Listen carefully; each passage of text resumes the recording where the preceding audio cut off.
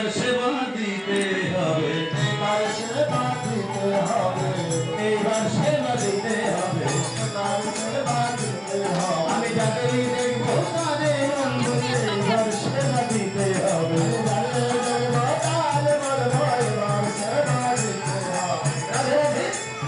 কীর্তনের শেষে কীর্তন এখন কি বললো এবার সেবা দিতে লাগলো, যে যা এনেছিল বলেন কি না, তাহলে যে এনেছেন দিয়ে দেবেন নাকি? কিন্তু আমি জানি দেখবো তারা কি বলবো, তবে হ্যাঁ ভগবানের ভক্ত প্রেম ভক্তি মহারাজ শ্রীনাথন ঠাকুর